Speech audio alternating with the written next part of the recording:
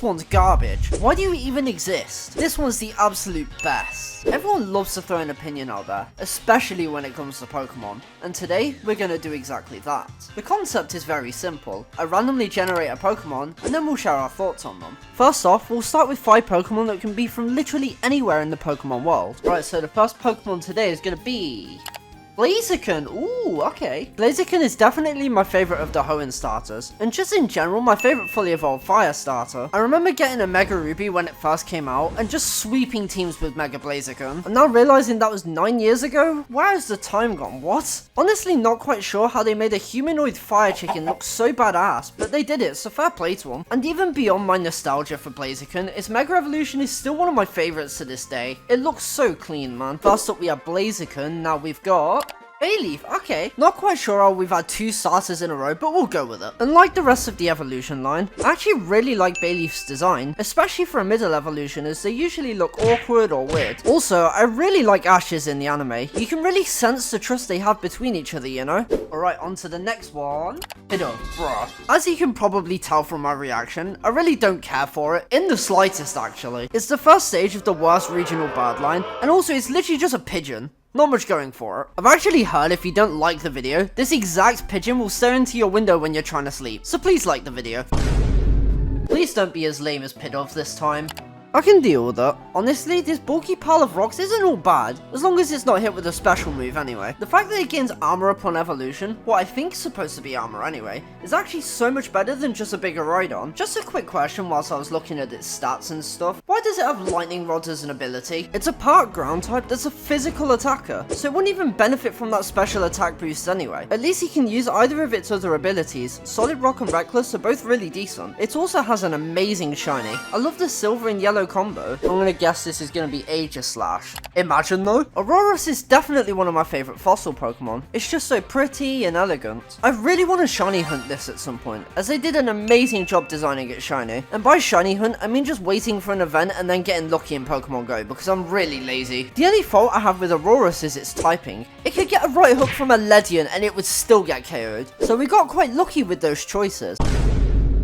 Well, most of them anyway. So now let's change it up a little bit. This time, it's a quick fire round. There's going to be 10 different Pokemon, and I have to describe the Pokemon as best I can with one word. Let's begin. For Primeape, I'd say fiery, as it's always mad and wants to fight. Ledian is boring, because it's just another weak bug. Wynot is annoying, as it's literally just Wobbuffet but tiny. For Heracross, I went with respectable, as it's a bug type that isn't weak. I went with dead for Annihilape, not because it's bad or anything, but because it literally dies to evolve. Zeraora is underrated. I've never seen anyone talk about it really. Krokorok is classy because of Ash's having sunglasses in the anime. Lycanroc is just perfect. It's my favourite Pokemon after all. For Shiinotic I went with tasty because I like mushrooms. And finally for Cosmoem I said fraudulent because there's no way it's that heavy. I decided to roll a different dice for this next section and it definitely didn't disappoint. Instead of using the website, I asked 10 of my friends for the most random Pokemon they can think of. The first person I asked was Arctic Barry and she ended up going with Weeping Bell. This Pokemon is just so weird. Even for a middle evolution, it's weird. Like, why does it look like that? Tim, I get I told you to pick a random Pokemon and all,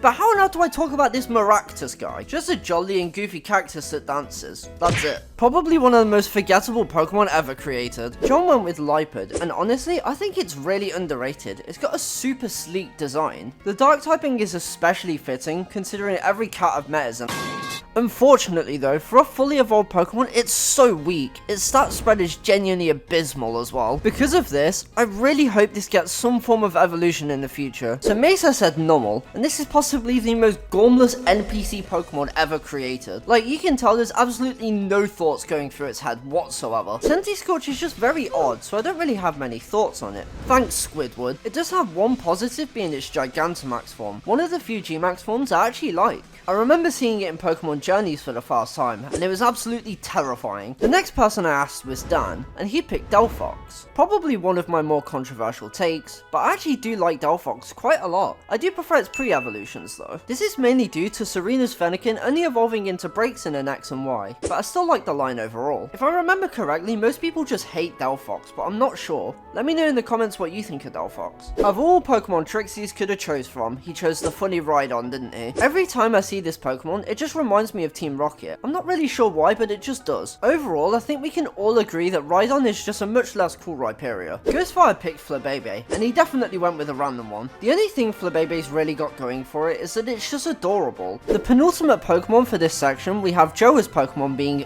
the Bard one, also known as Pidgeot. Unless I'm genuinely stupid, I don't think I've ever used Pidgeot, which feels weird because it feels like it's everywhere. Seeing Ash reunite with his Pidgeot at the end of Pokemon Journeys was such a nice surprise. Considering it was a meme for ages, it was so awesome to see. And finally, TR Solus went with Metagross. And honestly, I really like Metagross. People always go on about its shiny colour scheme being fantastic, and don't get me wrong, that's still awesome, but the navy and silver works really well as well. Of course, being a pseudo legendary means that it's super strong, which is always a positive. And don't even get me started on its Mega Evolution, because wow, it's so powerful. I do actually have a full video where I talk a bit more about Metagross, as well as all of the other pseudos, so feel free to click the video in the cards if you're interested. For this coming section, let's talk about groups of Pokemon, an example of course being legendary Pokemon. With each category we mention, there will be one Pokemon selected, so let's start with sub-legendary Pokemon. For sub-legendary we got Raikou, and honestly I feel bad for this guy. Suicune in general is just a fan favourite, and Entei got a whole ass movie, but Raikou really hasn't had anything special. I think Raikou has just been done dirty over the years, like it's an awesome lightning tiger, what's not to love? Next up was Ultra Beasts, and we ended up with Celesteela. I don't really care that much for this Pokemon, but there is a fun story to go along with it. So to set the scene, it's 3 AM, and I was playing Gen 7 random battles on Pokemon Showdown with a guy called Jeff. Just for a bit of context, Jeff doesn't know much about Pokemon at all, we were just bored. One of my Pokemon was of course Celesteela, and considering the fact it's really bulky, and he didn't know type matchups very well, all I'll say it was a very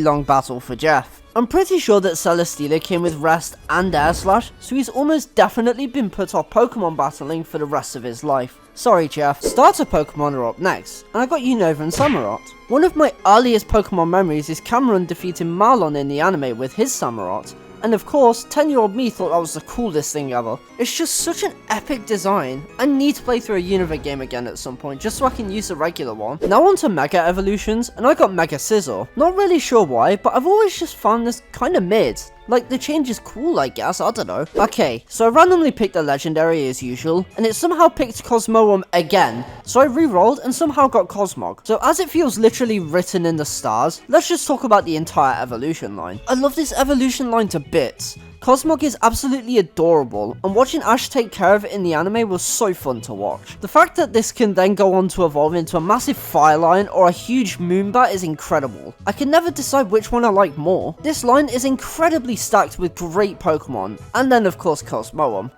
G-Max forms. Lapras is a prime example of just, I don't care at all. It just doesn't change enough to warrant an opinion for me. Although baby Pokemon are essentially useless and Pokédex fillers, at least they're cute, and Badoo is no exception. That's literally all it's got going for it though. For regional variants, we could get something really interesting. There's a lot of good ones, but we got Galarian Weezing instead. The poison and the fairy typing is really the only thing it's got going for it. At least it keeps our air clean, that's fun. As for fossil Pokemon, we got Archon and it's pretty cute. It's a shame its ability is actually diabolical though. A surprising fun fact about Archon is that it has a higher physical attack stat than Lucario, Kommo-o, and Aggron.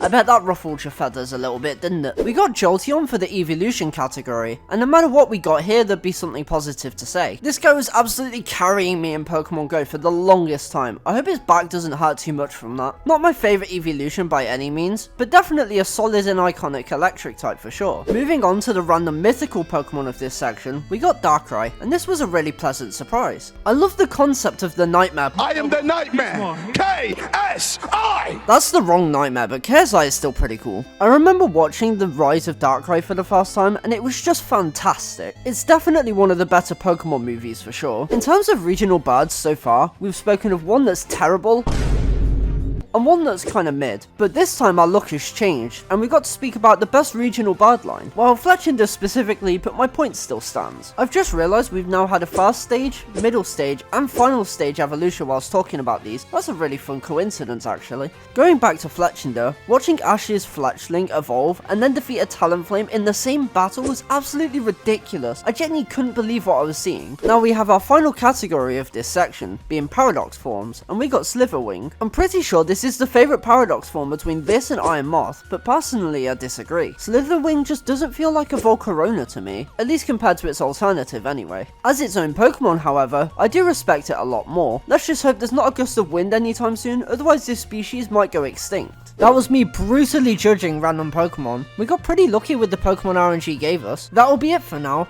If you guys enjoyed this video, make sure to click on the video on screen where I brutally judged the Kanto region. I'll speak to you guys next time. Bye bye.